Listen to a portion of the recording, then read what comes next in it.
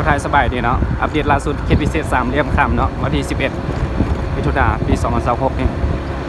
เงียบเหงาเนาะทรงนี้เงียบเหงาแท็กซี่หายหมดเห็นบ่สังเกตแท็กซี่เถื่อนแท็กซี่โซนโตเนาะจะหายหมดตลาดมืดจังไสกันเพราะว่าเขาเจ้าบ่ให้แล่นเนาะเขาแจ้งเตือนบ่ให้แล่นแท็กซี่เถื่อนหรือว่าแท็กซี่ป้ายสีเหลืองเนาะต้องไปแล่นทึกทะเบียนเป็นแท็กซี่รับผู้โดยสารเนาะป้ายสีขาวก่อนจึงสามารถแล่นเนาะถึงซึ่งเสียนถ่ายสบายดีเด้อบ่ได้เข้ามาเบิ่งก็ฝากกดไลค์กดแชร์กดติดตามนำกันเนาะอัปเดตล่าสุดเคสพิเศษ3เหลี่ยมค่ำเนาะตอนนี้เหลือแต่แท็กซี่ลาวเนาะอาเจียนมีป้ายสีขาวนะสามารถแล่นได้อันป้ายสีเหลืองมันสามารถแล่นได้แล้วเนาะอยู่ไหนนี่เขาจะปรับใหม่เนาะถ้าถึงแล่นจะตักเตือนแต่แท็กซี่จีนจะได้ผลประโยชน์หลายเนาะแท็กซี่จีนจะแล่นได้สบายเลยบัดนี้นะเพราะว่าบ่มีแท็กซี่ลาวหลายแล้วทีนี้นะอยู่ไหนนี่อันมาแล่นก็แล้วโดนปรับอีกเนาะท่านผู้ใดบ่ฟังก็มันแล่นก็ป้ายสีเหลืองก็โดนปรับในสีขาวนี่จะแล่นได้เนาะแท็กซี่จีนนี่หลายนะแท็กซี่จีนอยู่ไหนนี่เขาจะได้เปรียบเนาะบัดนี้นะเขาเฮ็ดกฎเขาสร้างกฎขึ้นมาเนาะเรียกว่าเป็นกฎระเบียบของเขตเลยเนาะเพราะว่าเขาเสียจดลิขสิทธิ์หรือว่า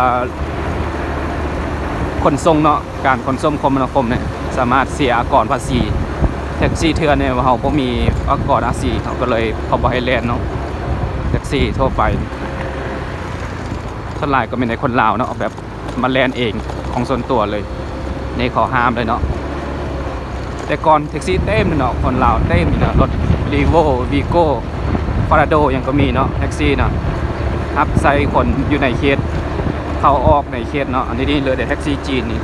ส่วนหลายก็ป้ายสีขาวแต่แพงเนาะยอมรับว่าแพงเนาะแท็กซี่จีนเขาไล่เป็นมิเตอร์เนาะไปน้อยนึงก็50หยวน20หยวน100หยวนออกไปนอกก็100หยวนเนาะไปกลับเป็น100 200หยวนเนาะไปจนถึงค่อนข้างเงียบเหงาเนาะตึกฮันเซิร์กเนาะหรือว่าตึกเทคโน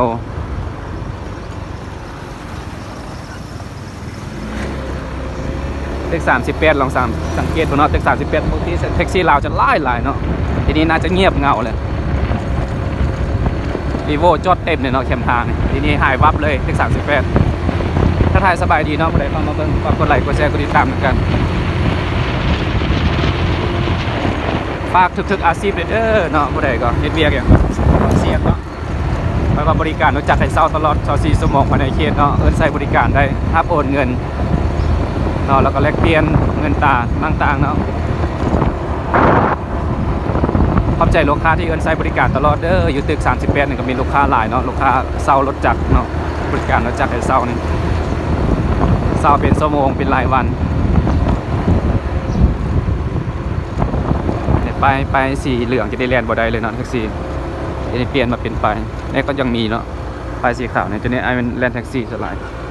เอามาทาลูกค้าเนี่ยเด็ก38เนาะ38ใหม่เป็น